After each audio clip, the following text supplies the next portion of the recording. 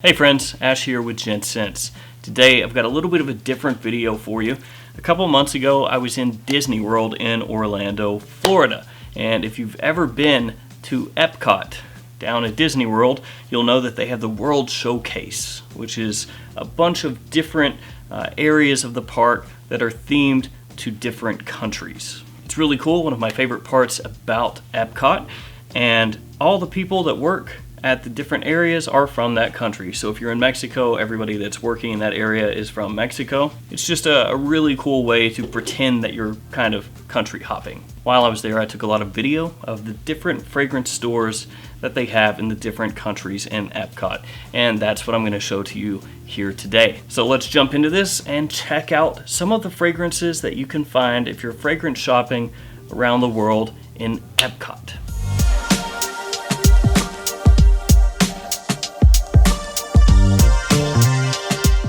Alright guys, we're starting out in Italy. You can see Aqua De Parma being advertised there out front.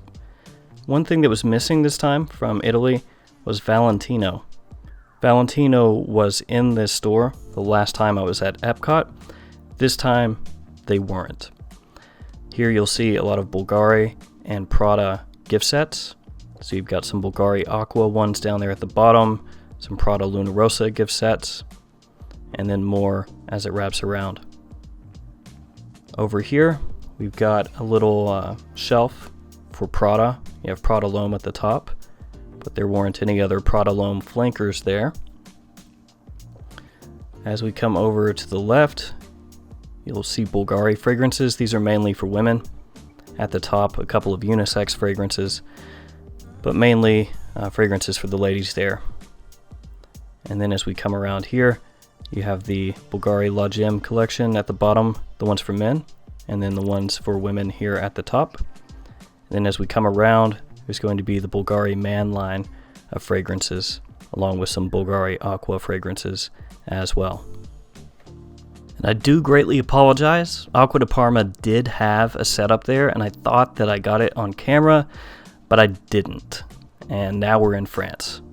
So here we are inside of one of the fragrance stores in France. You can see some Dior gift sets there, some Mugler gift sets here. We've got Aura, Angel, and then some of the Amen flankers here, Cryptomint, Pure Malt, Pure Tonka, and the original Amen. They didn't have all of the flankers in the Amen line, just the ones that you see right there. They did say that sometimes they sell out of them, and they'll have more depending on when you come, but that's what they had when I was there. You can see some of the Alien Woman flankers, and there I am just kind of standing there like a putz. My wife was filming this part. So you've got some Christian Dior gift sets up at the top, Dior Sauvage, Fahrenheit, some of the Dior Homme line, Eau Sauvage. At the bottom, some of the women's fragrances. You've got some of the Poison flankers there, and more gift sets. And there's Dior Joy and the J'adore line. And then coming around, just some more of the women's fragrances. The men's were all just to the left. The first ones that you saw there, those are the only men's Dior fragrances that they had in this store. And here's a quick look at some of the Kenzo fragrances that they had. They didn't have many. It was just these that you see right here. And those are the ones they focused on mainly. The Kenzo World fragrances for women. And there are the L'Atelier Les Givenchy fragrances. Those are really, really nice. Got a number of men's Givenchys here, Pie, Gentleman Only, Xeris Rouge, and right across there, through that window, is the Guerlain Boutique, which I'll go into right after this, I believe. Got a number of flankers of the Gentleman fragrances here, and then you've got a number of gift sets as well. You'll see a lot of gift sets in these stores in general. I think that people like to go for those in these Epcot stores because you get a little more. Instead of just the fragrance, you're getting an additional like travel spray or a body wash or something like that. People seem to gravitate toward those, so there are a lot of them. And here are all the ladies gift sets, and the ladies gift sets for this brand greatly outnumber the men's gift sets, as you can tell. There's just row after row of them here. And here we are going into the Guerlain Boutique. So this one is probably the best perfume store slash fragrance store that they have in Epcot. It's loaded down. You've got tons and tons of fragrances in here to check out.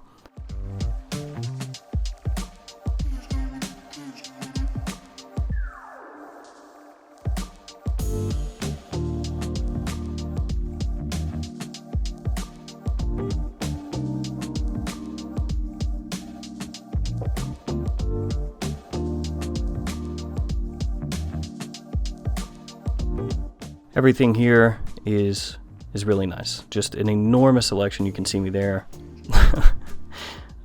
smelling perfume strips while my wife goes around and videotapes everything. So there were a number of fragrances in here that I wanted to pick up,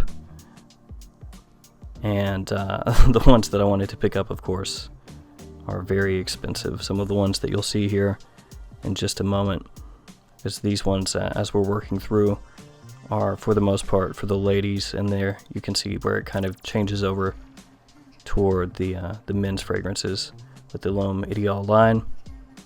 Yeah, right there. And then the men's line down at the bottom of that shelf. And here just working through some of the different gift sets that they have, and then some of the other kind of assorted products that they have that aren't just fragrances. So they have like body lotions and all kinds of things like that. And that's some of what I'm talking about right there, where you can sample it yourself. And they have these little display cases here throughout the store where they display fragrances from the different lines. Here's another one where they have just enormous bee bottles set up that look just fantastic. And this right here seems to be where everybody gravitates toward. So they have a lot of testers laid out here of some of their better selling fragrances. They've got the Aqua Allegoria line there. They've got most of their more popular lines laid out here. And then some of the higher end, more exclusive fragrances laid out here as well. And I was sniffing through all of those, just basically every single one, because a lot of those are difficult for me to check out where I live. And now we're in Norway. So Norway doesn't have too many fragrances set up, but they do have Gyrnes, and I actually met Gyrnes. He was there while I was filming everything that day.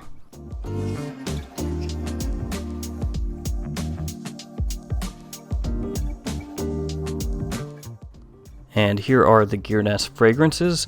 This one is for men, and I've owned that fragrance for a number of years. I actually do really like it.